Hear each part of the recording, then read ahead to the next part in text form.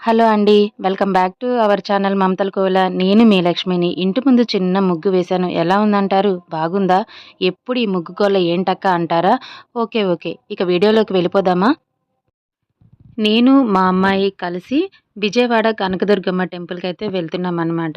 అంటే ఇప్పుడు సడెన్‌గా ఎందుకు వెళ్తున్నామంటే, నాకు హెల్త్ బాగలేని టైంలో మా అమ్మాయి అనుకుందంట గుడికి తీసుకొస్తానని చెప్పి.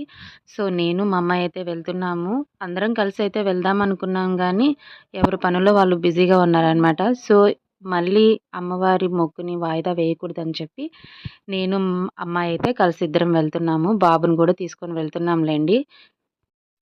విజయవాడ కనకదుర్గమ్మ టెంపుల్‌కెళ్ళైతే చాలా సంవత్సరాలే అయిందనాలి.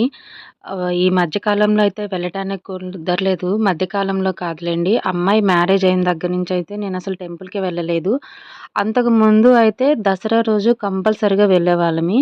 సో, ఒకసారి అమ్మాయి, నేను, మా బాబు ముగ్గురం కలిసి వెళ్ళాము. అప్పుడు అమ్మాయికి మ్యారేజ్ కాలేదు. హ్మ్. అప్పుడైతే వెళ్ళాము. ఇంక అదే లాస్ట్ అనమాట. ఇంకా ఆ తర్వాత ఇప్పుడు మళ్ళీ అమ్మాయి, నేను కలిసైతే టెంపుల్‌కి వెళ్తున్నాము. కృష్ణా బ్యారేజ్ చూస్తున్నారు గదా! వాటర్ ఎప్పుడైతే ఫుల్‌గానే ఉంటాయండి. ఇంకా వర్షాలు, తుఫాను అలాంటి టైంలో అయితే గేట్లన్నీ ఎత్తేస్తారు గదా! ఇంకా అప్పుడైతే ఫుల్ ఫోర్స్‌తో ఉంటాయి.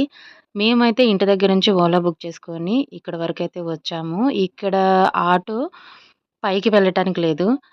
ఓన్లీ కారు, బైకు ఇంకా బస్సుంటుంది. ఆ బస్ మాత్రమే కొండపైకి వెళ్తాయన్నమాట. ఆటోలుగా అలౌ చేయరనమాట. అందుకని కొండపైకెళ్ళే బస్సయితే ఎక్కడైతే ఉంటుందో, ఆ స్టాప్ వరకు ఆటో అతనైతే అక్కడ దింపేసి ఎళ్ళిపోయాడు. అక్కడ బస్సులు ఎప్పుడూ రెడీగానే ఉంటాయన్నమాట. ఫుల్ అయిపోయిన తర్వాత అప్పుడు కొండపైకెళ్తాయి. సో, మేము ఆ బస్ ఎక్కాము. బస్‌లో ఒక్కొక్కరికి రూ. 10 చొప్పున తీసుకుంటారు. ఇక్కడ మీకొక విషయం చెప్పటం మర్చిపోయాను.